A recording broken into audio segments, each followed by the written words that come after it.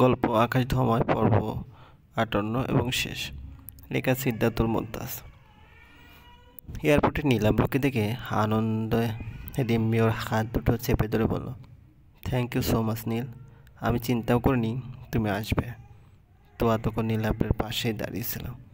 নীলাব্র রিম্মির হাত ছাড়িয়ে বলল, দায়িত্বের খাতিরে আমাকে আসতেই হতো। রিম্মি তোহাকে বলল, তুমি কেমন আছো তোহা? তোহা সৌজন্যতা দেখে বলল, জি ভালো, আপনি ভালো আছেন? হ্যাঁ। আচ্ছা তোহা, তুমি যদি কিছু মনে না করো, আমি আর নীল একসাথে বসতে পারি? তোহার মুখ গহীন জঙ্গলের আধারের মতো কালচে হয়ে গেল। নীলাব্র আমতা আমতা করে কিছু একটা বলতে যাবে, তার আগে রিম্মি আবার বলল, অবশ্য কিছু মনে করার কি আছে,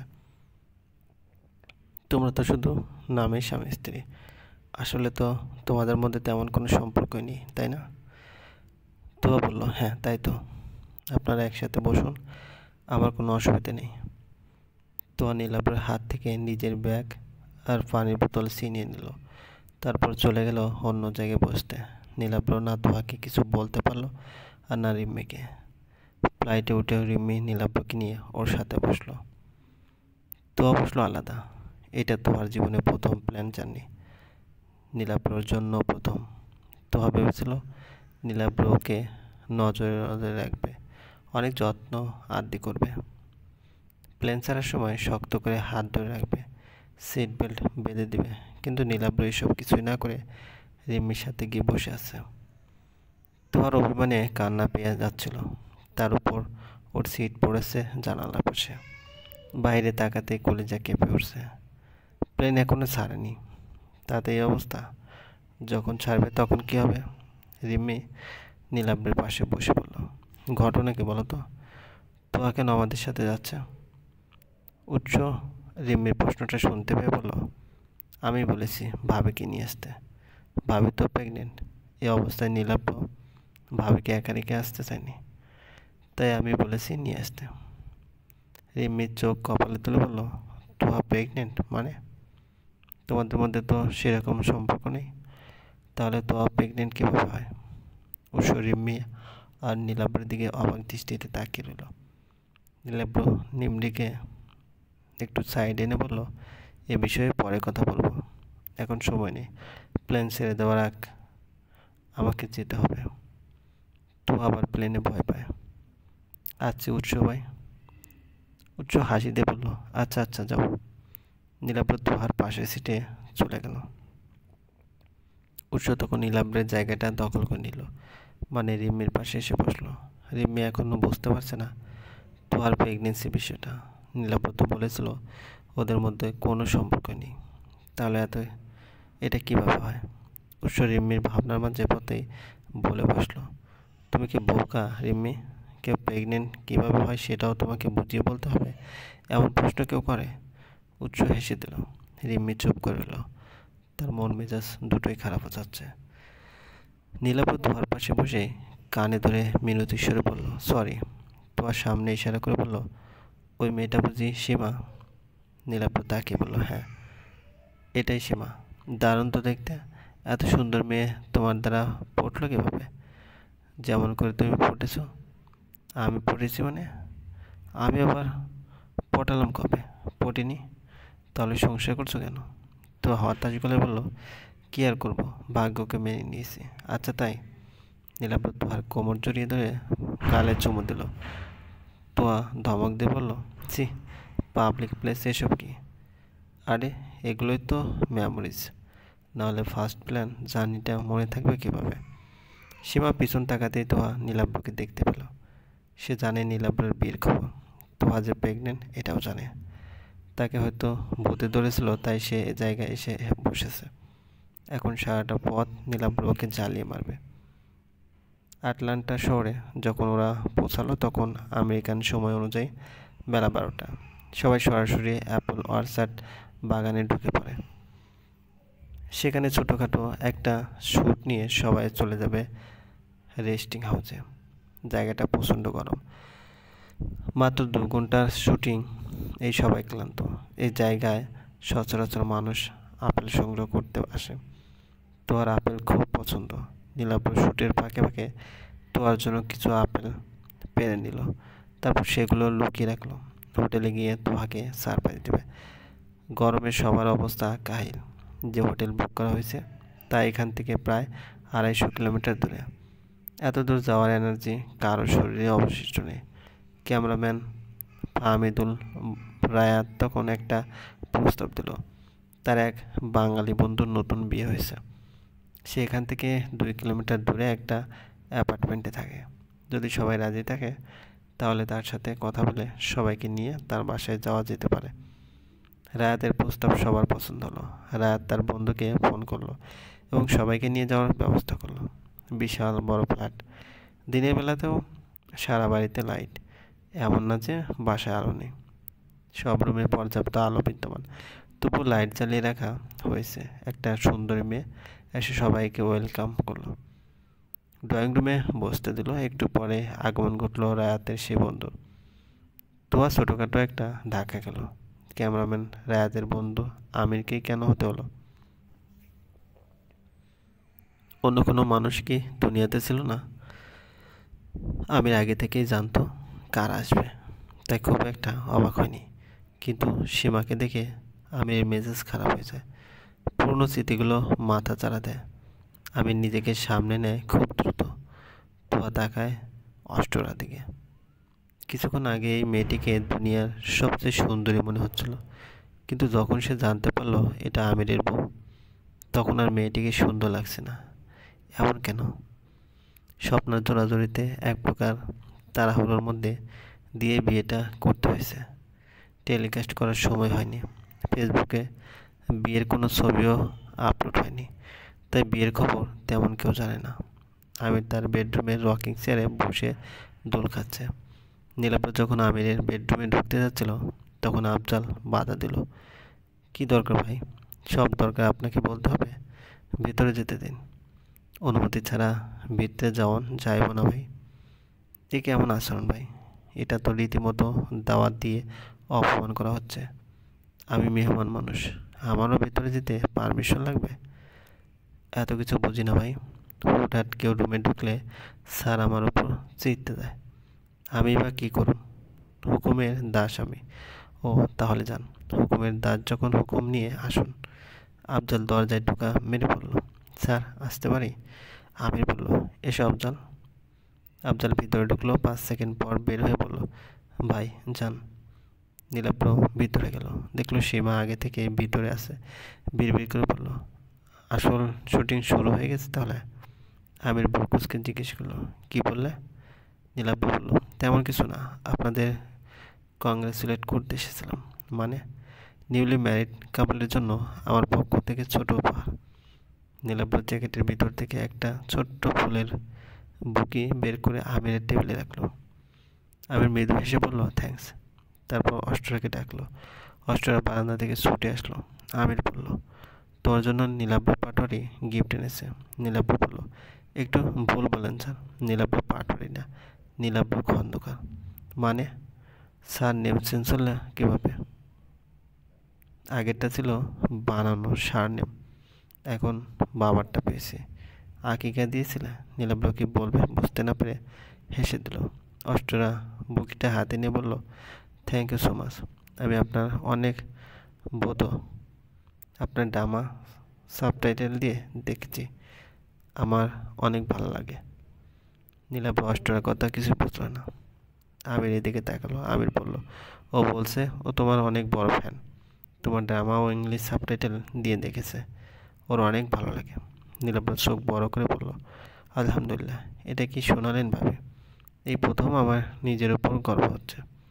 আমির বলল, অষ্টরা তুমি বুঝেছো ও কি বলছে? অষ্টরা বলল, বুঝেছি। নীলাব্র বলল, অনেক ভালো লাগলো ভাবি। বাংলাদেশে আসলে আমার বাসায় অবশ্যই আসবেন, আপনার দাওয়াত রইল। অষ্টরা বলল, ইনশাআল্লাহ। নীলাব্র এবার সীমার দিকে ঘুরল, এক চোখ টিপে বিড়বিড় করে বলল, দুজনকে খুব মানিয়েছে তাই না? মেড ফর ইচ আদার, একদম আমার আর তোহার মতো। সীমা ক্রুদ্ধ দৃষ্টি নিয়ে তাকিয়ে রইল।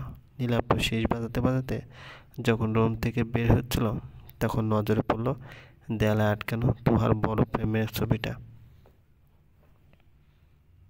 কয়েক মিনিটের জন্য থমকে গেল সে। তারপর আবারও শেষ বাজাতে বাজাতে চলে গেল। অষ্টরা 3 কাপ কফি বানিয়েছে, সীমাকে 1 কাপ দিল। সীমা কফি না নিয়েই চলে গেল। অষ্টরা কিছু বুঝল না। আমিরের দিকে তাকিয়ে বলল, এটা কি হলো? আমির বলল, কিছু না, বাদ দাও। সীমা দরজা খুলে বেরোতে দেখলো নীলাব্র আফজালের কাঁধে হাত রেখে দাঁড়িয়ে আছে। সীমা না দেখার ভান করে চলে যাচ্ছিল। তখনই নীলাব্র ওকে শুনিয়ে শুনিয়ে বলল, আচ্ছা আফজাল ভাই, কোত্থেকে জানি একটা পুরো পুরো গন্ধ আছে না, আপনি পাচ্ছেন? আমি কিন্তু পাচ্ছি। মনে হয় কিছু একটা জ্বলে পুড়ে একেবারে খাক হয়ে যাচ্ছে। সীমা রেগে মেগে গট গট করে হেঁটে গেল। নীলাব্র আনন্দে হেসে ফেলল। আফজাল বলল, পুরার কথা কি কইলেন? বুঝলাম না। নীলাব্র বলল, তোমাকে বুঝতে হবে না, যার বোঝার দরকার সে বুঝেছে। নীলাব্র কথা শেষ করে চলে গেল। আমির উচ্চ গলায় ডাকলো, আফজাল। আফজাল ছুটে আসলো। জি স্যার। আমির রাগান্বিত স্বরে বলল, তোমাকে না বলেছিলাম গেস্ট আসার আগে ছবিটা কালো কাপড় দিয়ে ঢেকে ফেলতে? ঢাকুনি কেন? কালো কাপড় তো পাই নাই স্যার। এখনই ছবিটা কভার আপ করো। আচ্ছা স্যার, করতেছি। ডিনারের সময় যখন সবাই এক টেবিলে আড্ডা দিচ্ছিল, রিম্মি তখন ওখানে ছিল না। সে একা একা ছাদে চলে এসেছে। কাঁদতে চাইছে না, কিন্তু তার চোখ দিয়ে শুধু পানি এসেছে। বুকের মধ্যে চাপা কষ্ট অনুভূত হচ্ছে। কিছুক্ষণ আগে নীলাব্র তাকে অপ্রিয় কিছু সত্য জানিয়েছে। কিছু কথা এত বিষাক্ত হতে পারে, নীলাব্রের মুখে না শুনলে রিম্মি জানত না। তার শিরা উপসায় সেই বিষ রক্তস্রোতের মতো প্রবাহিত হচ্ছে। অসম্ভব যন্ত্রণা লাগছে। নীলাব্রের সব ভালোবাসার বাণী ছিল মিথ্যা। সে শুধু রিম্মিকে ব্যবহারিক অস্ত্র বানাতে এসেছিল। নীলাব্র যখন নিজের মুখে বলল সে তোহাকে প্রচণ্ড ভালোবাসে, তখন রিম্মির মরে যেতে ইচ্ছে করছিল। এই কষ্ট নিয়ে কীভাবে বাঁচবে সে? কীভাবে কাটবে এই শোক? নিজের মাথার চুল খামচে ধরল রিম্মি। কিছুক্ষণ পরেই সেখানে উৎস উপস্থিত হলো। রিম্মির পিছনে দাঁড়িয়ে কাশির মতো শব্দ করলো। রিমি স্বাভাবিক হওয়ার চেষ্টায় চোখ মুখ মুছে নিল। তারপর মুখে হাসি এনে বলল, কিছু বলবেন উৎস ভাইয়া? উৎস এবার সাহস পেল রিম্মির পাশে দাঁড়ানো। দেওয়ালে হাত থেকে বলল, ডিনারে আসুনি কেন? রিম্মি হাসির ভান করে বলল, খিদে ছিল না, আর মাথা ব্যথা করছিল, তাই একটু নিরিবিলি সময় কাটাতে ছাদে এসেছে। মাথা ব্যথার কারণটা আমি জানি। রিম্মির বুকের ভিতর মোচড় দিয়ে উঠল। আবারও চোখ পেটে কান্না আসতে চাইছে। উৎস রিম্মির মাথায় হাত বুলিয়ে বলল, কেন না রিম্মি, তুমি অনেক ভালো কিছু ডিজার্ভ করো। এসব সামান্য কারণে তোমার চোখে পানি মানায় না। বোকামি করেছি উৎস ভাই, সেই বোকামির মাসুল এখন দিতে হচ্ছে। এটা বোকামি না রিম্মি, এটাকে বলে সরলতা। তুমি বুদ্ধিমতী হলেও খুব সরল। আমি বুদ্ধিমতী নই উৎস ভাই, আমি আসলেই বোকা। না হলে এভাবে আমাকে কেউ ঠকাতে পারতো না। রিম্মির শেষ লাইনটা বলতে বলতে আবার কেঁদে দিল। মুখে হাত দিয়ে কাঁদতে থাকলো। উৎস কিছুক্ষণ চুপ করে রিম্মির কান্না শুনল। তারপর বলল, একটা কথা বলি রিম্মি, অনেক দিন ধরেই বলার চেষ্টা করছি, কিন্তু সময় সুযোগ পরিস্থিতি কিছুই মিলছিল না।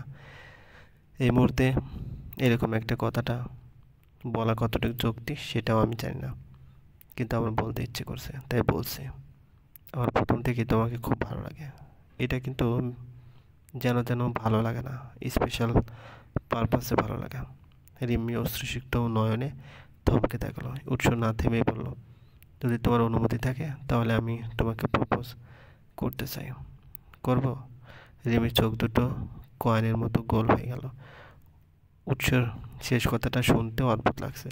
এই প্রথম হয়তো কোনো প্রেমিক প্রপোজ করার জন্য অনুমতি চাইছে। রিমি কীভাবে অনুমতি দেবে? অনুমতিপত্র লিখবে? উৎস অনুমতির অপেক্ষা না করেই রিম্মির সামনে হাঁটুকে বসে পড়ল। পকেট থেকে বের করলো পচে যাওয়া কাঠগোলাপের মালা। রিম্মির হাতে মালাটা তুলে দিয়ে বলল, 6 মাস ধরে এটা পকেটে নিয়ে ঘুরছি। একটু হয়তো নষ্ট হয়ে গেছে, কিন্তু আমি এটার প্রতিদিন যত্ন নিই। যেদিন প্রথম জেনেছিলাম তোমার কাঠগোলাপ পছন্দ, সেদিনই নিজের হাতে মালাটা গেঁথেছিলাম, কিন্তু দেওয়ার সাহস হয়নি। কয়বার যে তোমাকে দেওয়ার চেষ্টা করে ব্যর্থ হয়েছি তার হিসেব নেই। সত্যি বলতে তোমাকে ভালোবেসে আমি ভীতু হয়ে গেছিলাম। হারিয়ে ফেলার ভয় লাগতো, তুমি চোখের আড়াল হওয়ার ভয় লাগতো, এখনও লাগছে। তবুও কেন প্রপোজ করলাম জানো? কারণ আমি ইংরেজিতে একটা প্রবাদ আছে না, strike the iron while it is hot. Rimi এক হাতে চোখের পানি মুছে বলল, তার মানে বলতে চান এখন আমার হৃদয় দুর্বল আছে, তাই যা বলবেন তাই মেনে নেব? সেটা বলিনি। আসলে আজকে তোমাকে অন্য দিনের তুলনায় অনেক বেশি আবেদনময়ী লাগছে রিম্মি। আবেদনময়ী মানে হট। রিম্মি কথাটা শুনে কান্নার মধ্যে হেসে ফেলল। রিম্মি সেই হাসি উৎসর মনে প্রশান্তি এনে দিল। এই মেয়েটাকে পাওয়ার জন্য কত কিছুই না করছে সে। রিম্মিকে কাছাকাছি পাওয়ার জন্য নীলাব্রকে অভিনয়ে নিয়েছিল। না হলে কেউ যতই ভালো অভিনয় করুক, উৎসর দায় পড়েনি কারো কেরিয়ার গড়ে দেওয়ার। রিম্মিকে যেন আশেপাশে রাখতে পারে, এই জন্যই নীলাব্রকে নিয়ে বেশি বেশি কাজ করতো সে। কারণ নীলাব্র থাকলেই রিম্মি থাকবে। উৎস যখন বুঝতে পেরেছিল নীলাব্র রিম্মির সরলতার সুযোগ নিয়ে ওকে ব্যবহার করতে চাইছে, তখন ইচ্ছে করে তোহার শুভাকাঙ্ক্ষী সে যে ওকে চিঠি পাঠাতো শুরু করেছিল। তোহার যদি বিশ্বাস করে সেদিন মুন্সিগঞ্জ আসতো, তাহলে নীলাব্রর মুখোশ আরও আগে খুলে যেত। উৎস তখন নির্বিঘ্নে রিম্মিকে মনের কথা জানাতে পারত, কিন্তু সেটা হয়নি। তবুও যা হয়েছে ভালোর জন্য। দেরি করে হলেও রিম্মি নিজের ভুল বুঝতে পেরেছে, আর উৎস পেয়েছেন রিম্মিকে। উৎসর দীর্ঘ 6 মাসের অপেক্ষা আজ সার্থক। সেবা বলল, এত খুশি হওয়ার কিছু নেই নীলাব্র। আমিরের সাথে আমার ব্রেকআপটা শুধু তোমার জন্য হয়েছিল। নীলাব্র পকেটে হাত রেখে কাঁধ ঝাঁকিয়ে বলল।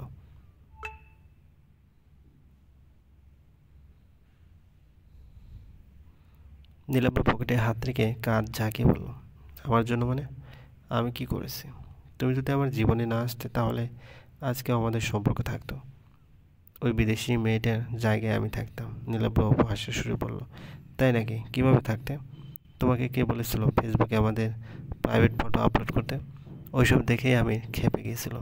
নিজের ফেস তো ঠিকই হাইড করে দিয়েছিলে, তাহলে আমার ফেস কেন ক্লিয়ার ছিল? তুমি যদি আমাকে ছেড়ে টাকার লোভে অফিসের বসের সাথে রিলেশন করতে পারো, তাহলে আমি কেন পারি না তোমাকে একটু শিক্ষা দেওয়ার উদ্দেশ্যে আমাদের পার্সোনাল কিছু ছবি ভাইরাল করতে? নীলাব্র কথা শেষ করে এক চোখ টিপল। সীমা দাঁত কিরমির করে বলল, একদম আগের মতো আছো, একটুও বদলাও নিয়েছি। বদলানোর প্রশ্ন আসে না।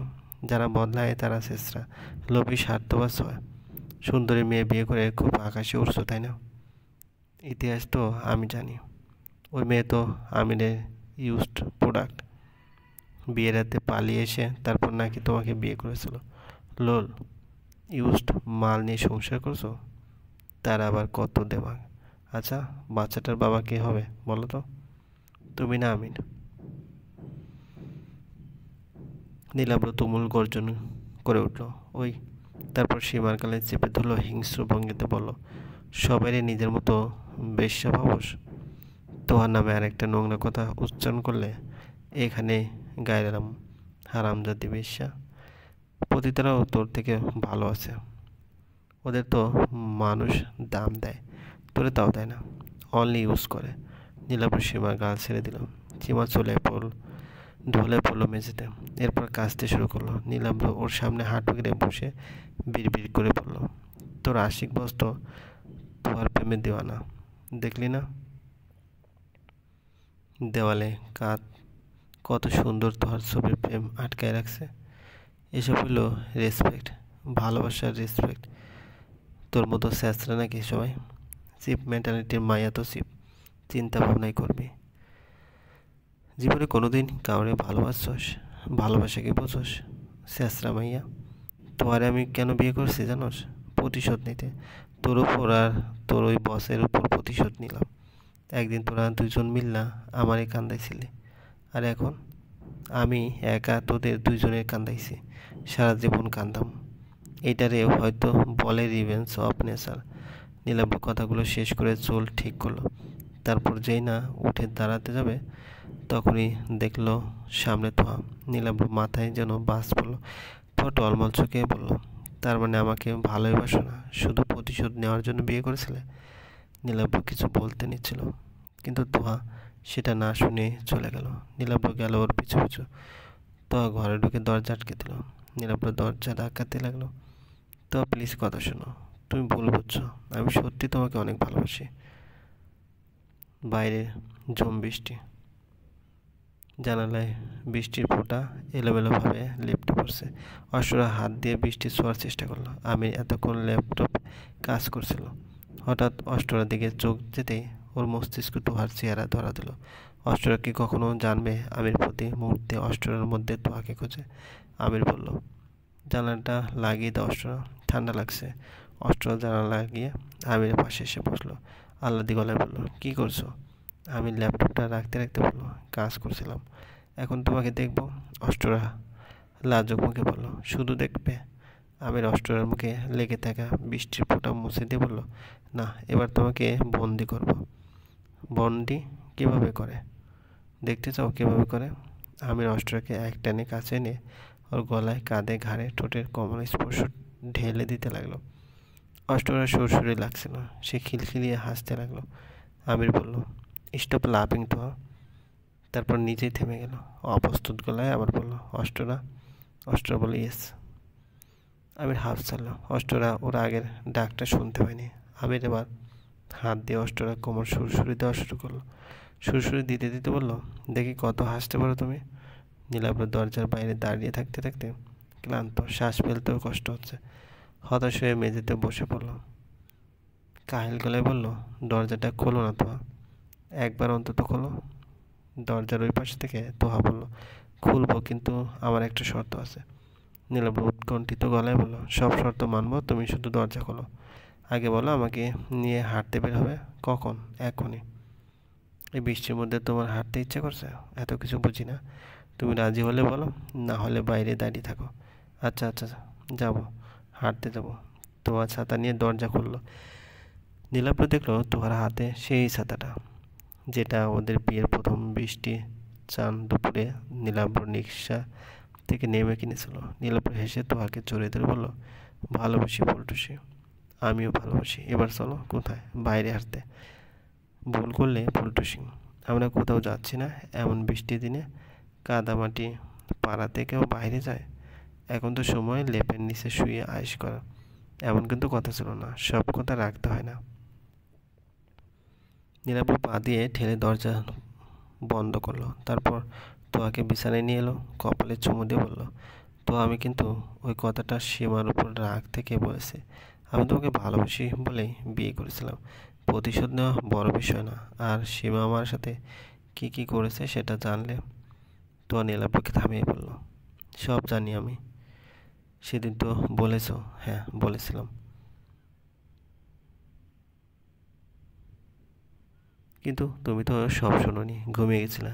সব শুনেই ঘুমিয়েছিলাম। আর তোমার কি আমাকে আতেল মনে হয়?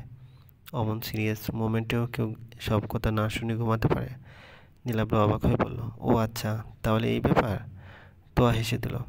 নীলাব্র বলল, জানো তোয়া, ইদানিং কিন্তু তোমাকে আদর করতে আমার লজ্জা লাগে। তো অবাক হয়ে বলল, কেমন? নীলাব্র তোয়ার পেটে হাত রেখে বলল, মনে হয় বাচ্চাটা সব দেখছে। তো হেসে দিল। নীলাব্র বলল, তোমার কি মনে হয় ও ছেলে হবে না মেয়ে? কি জানি। তুমি কি চাও? যেটাই হোক, তোমার মতো সুন্দর যেন হয়। ও যেন তোমার মতো মায়াময় চেহারা পায়। নীলাব্র তোমার নাকে নাক ঘষে দিল। এই অপরূপ বৃষ্টি চান রাতে ওদের প্রেমের সূচনা শুরু হলো নতুন রূপে। সমাপ্ত।